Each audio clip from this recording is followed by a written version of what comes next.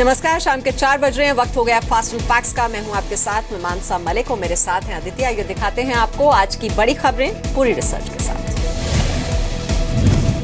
Bollywood actor Salman Khan को आज Jodhpur CJI court से बड़ी राहत मिली। सलमान खान को आर्म्स एक्ट के आरोपों से बरी कर दिया गया है। कोर्ट ने सलमान को संदेह का लाभ देते हुए बरी कर दिया। जज ने उनसे नाम पूछा, सलमान खान ने नाम बताया और जज ने कहा आर्म्स एक्ट के 2 मामले आप पर हैं, आपको दोनों मामलों से बरी किया जाता है।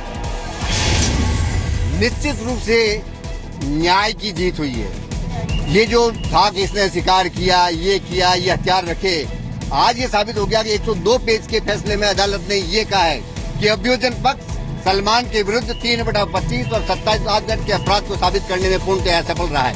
सरकारी पक्ष का कहना है कि वो पूरा फैसला पढ़ने के बाद इसे ऊपरी अदालत में चुनौती देंगे। सरकार के द्वारा अभियोजन द्वारा जो भी साक्ष्य उपलब्ध थी, अच्छी साक्ष्य थी सलमान के विरुद्ध हमने जो साक्ष्य है न्यायालय के समक्ष अच्छी तरह से पेश की है। उचित आधार होंगे तो निश्चित रूप से इस मामले में जो है अपील प्रस्तावित अभियोजन द्वारा की जाएगी। बरी होने के बाद सलमान खान ने फैंस का शुक्रिया किया। उन्होंने ट्वीट किया, आपकी दुआओं और समर्थन के लिए शुक्रिया। 1998 में हम साथ साथ हैं की शूटिंग के दौरान सलमान पर काले हिरण और चिंकारा के शिकार का आरोप था। आरोप लगा कि सलमान ने जिस पिस्टल और राइफल का इस्तेमाल किया उसका लाइसेंस खत्म हो चुका था। सलमान खान पर गैर लाइसेंसी हथियार रखने और उनके इस्तेमाल पर मामला दर्ज था। सलमान पर धारा 3/25, 3/27 के तहत केस दर्ज किया गया। एनसीपी नेता माजिद मेमन ने कहा कि सरकारी पक्ष की कमी की वजह से सलमान खान को संदेह का लाभ मिला और वो बरी हो गए। सलमान खान के कोर्ट पहुंचने से पहले ही उनके फैंस कोर्ट के बाहर मौजूद थे। कुछ फैंस तो मुंबई से पहुंचे थे। सलमान खान की बहन एक बार फिर उनके लिए लकी साबित हुई। सलमान अपनी बहन अलवीरा के साथ जोधपुर पहुंचे थे। सलमान के आर्म्स एक्ट केस में भी वो हमेशा ही साथ देखी गई थी। वहीं सलमान के बरी होने पर फैंस काफी खुश हैं।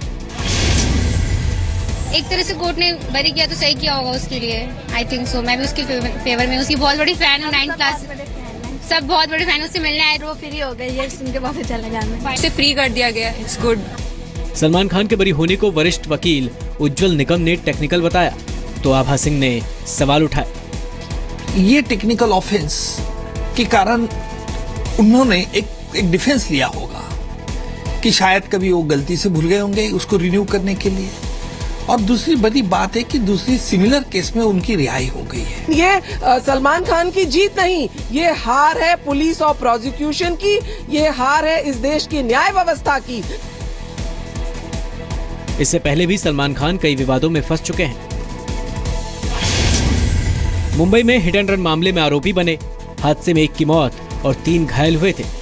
जोधपुर में फिल्म की शूटिंग के दौरान काले हिरण के शिकार मामले में फंसे। सुल्तान फिल्म की शूटिंग के दौरान रेप कमेंट पर एनसीडब्ल्यू ने सलमान खान को नोटिस भेजा था। सलमान खान को रियो ओलंपिक में गुडविल एम्बेसडर बनाए जाने का विरोध हुआ। याकूब मेमन की फांसी के विरोध में भी सलमान ने ट्वीट किया था, हालांकि बाद में माफी मांगी थी। अगर सलमान को जेल हो जाती तो उनकी आने वाली फिल्मों पर लगे करीब 200 करोड़ रुपए फंस जाते। यूपी में बीजेपी के खिलाफ आज महागठबंधन का ऐलान हो सकता है। महागठबंधन होने पर समाजवादी पार्टी खुद 300 सीटों पर लड़ेगी। सूत्रों के मुताबिक महागठबंधन के ऐलान के वक्त अखिलेश यादव के साथ गुलाम नबी आजाद और राज बब्बर मौजूद रहेंगे। कांग्रेस ने कहा है कि महागठबंधन का स्वागत होना चाहिए। वहीं समाजवादी पार्टी ने कहा है कि अखिलेश ही चुनाव में पार्टी का चेहरा होंगे। जनता में किसी भ्रम की स्थिति ना हो, इसलिए एकजुट होकर उनको सामना करें, लड़े। हम सरकार बनाएंगे, हर हालत में बनाएंगे। कांग्रेस पार्टी और समाजवादी पार्टी की सरकार मिलकर बने। कोई भी अन्य पार्टियां हमारे साथ जो हमारी तरह सोचती हैं और उत्तर प्रदेश के विकास के लिए हमारे साथ सहयोग करना चाहती हैं तो उनके साथ चलने में उनको कोई हर्ज नहीं। महागठबंधन को लेकर बीजेपी का कहना है कि अखिलेश यादव डर गए हैं तो बीएसपी का कहना है कि अखिलेश टूटी बैसाखियों के सहारे चुनावी मैदान में उतर रहे हैं। कांग्रेस पार्टी का कोई अस्तित्व उत्तर प्रदेश में बचा नहीं है। कांग्रेस 0 है और वो जिसके साथ जुड़ेगी वो पार्टी भी 0 हो जाएगी। अखिलेश यादव अब टूटी हुई बैसाखियों के सहारे फिर से सत्ता में आना चाहते हैं। कांग्रेस पार्टी के बारे में भी देश में लोग जानते हैं कि इनके प्रधानमंत्रित्व काल में बाबरी मस्जिद का दरवाजा खोला गया। सूत्रों के मुताबिक अखिलेश की लिस्ट में दागियों को जगह नहीं मिलेगी। अतीक और अमन मणि के नाम कट सकते हैं।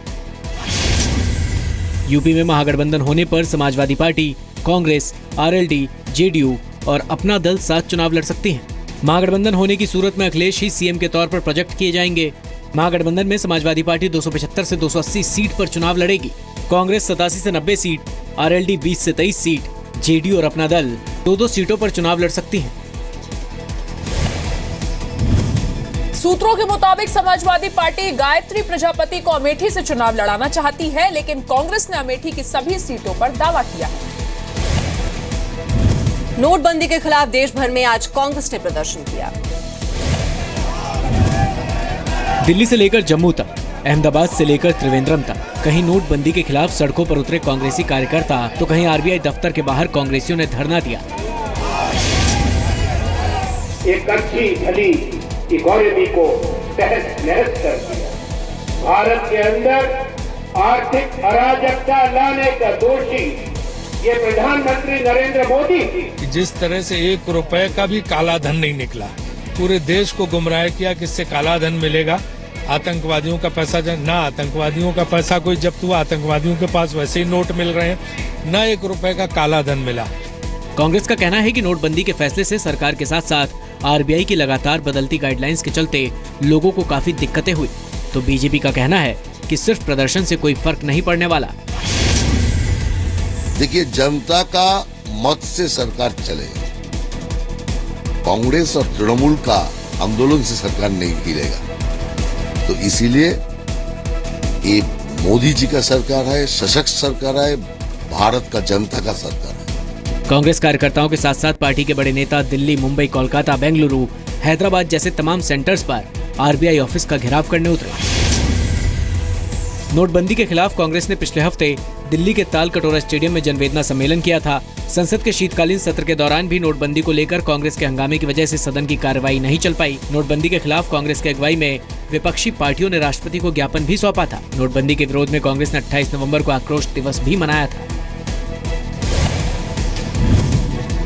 5 राज्यों के चुनावी दंगल के बीच कांग्रेस नोटबंदी से लोगों को हुई दिक्कतों को मुद्दा बनाने में जुटी है। उत्तराखंड विधानसभा चुनाव से पहले कांग्रेस को एक और झटका लगा है।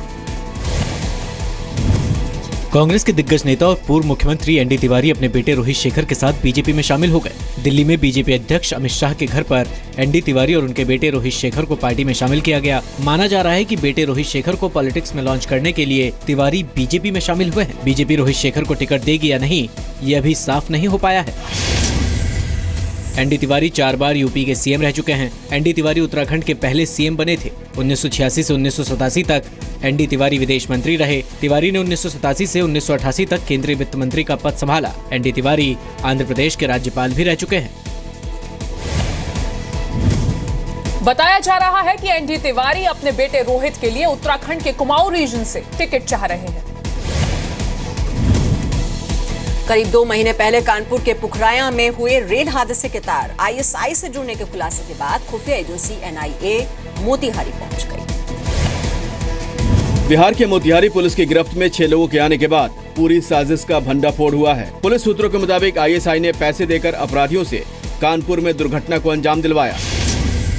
ब्रजकिशोर गिरी जो इस ग्रुप का मुख्य सरगना है, इसके द्वारा पैसा देकर ट्रैक पर बम विस्फोट कराकर जो ट्रेन को डिरेल करके और विध्वंसक घटना को अंजाम देने का कार्यक्रम किया गया था।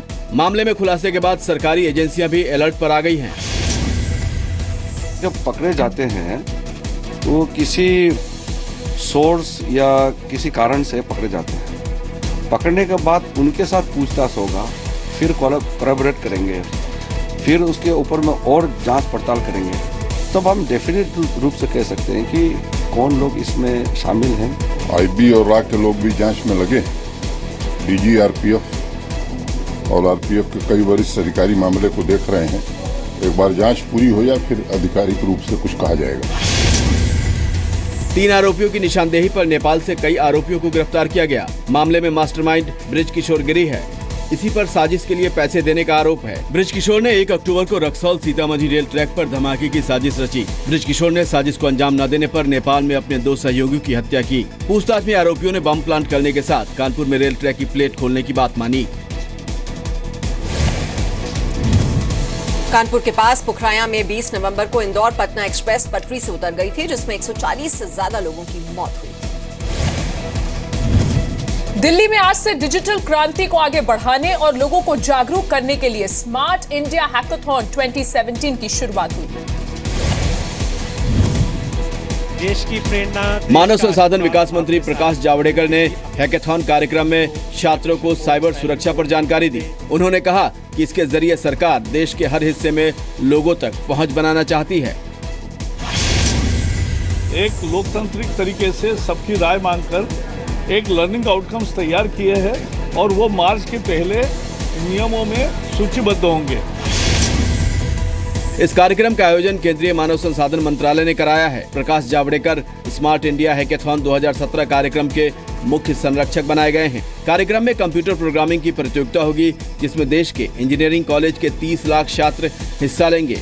कार्यक्रम का मकसद है कि छात्र नई सोच और आइडिया लेकर आएं। जी मीडिया हैकाथॉन कैंपेन का मीडिया पार्टनर है। पंजाब पुलिस ने बड़ी कार्रवाई करते हुए 160 किलो सोना जब्त किया है। मोहाली के पास सुहाना थाना इलाके में पुलिस गाड़ियों की तलाशी ले रही थी। इसी दौरान गाड़ी से ये सोना पकड़ा गया। पुलिस ने 3 लोगों को हिरासत में लिया है, जिनसे पूछताछ की जा रही है। इनमें 3 लड़के हैं ये, और तीनों लड़कों का नाम है। जो पहला लड़का गाड़ी चला रहा है राकेश कुमार है, दूसरा विजय कुमार और तीसरा नाम जो सरजीत सिंह। 3 लड़के जो गिरफ्तार किए गए। पकड़ा गया सोना हिमाचल प्रदेश की सफेद रंग की कार में बोरों में रखा गया था। मौके पर सेंट्रल एक्साइज और इनकम टैक्स विभाग की टीम भी पहुंच गई। अभी हमने जो FIR नंबर 14 दर्ज कर दिया, जो आज 420 120 में लाई है, और इसकी जांच के बारे में और जो इसमें अंडर सेक्शन बनेगी वो लगाएंगे। पूछताछ में खुलासा हुआ है कि आरोपी सोने की इस खेप को दिल्ली से हमीरपुर ले जा रहे थे। हिमाचल प्रदेश की गाड़ी नंबर HP 55B 4455 से सोना बरामद हुआ। पुलिस के मुताबिक पकड़े गए सोने की कीमत 21 करोड़ बताई गई है। पुलिस के मुताबिक इससे पहले भी ये आरोपी सोना स्मगलिंग करते रहे।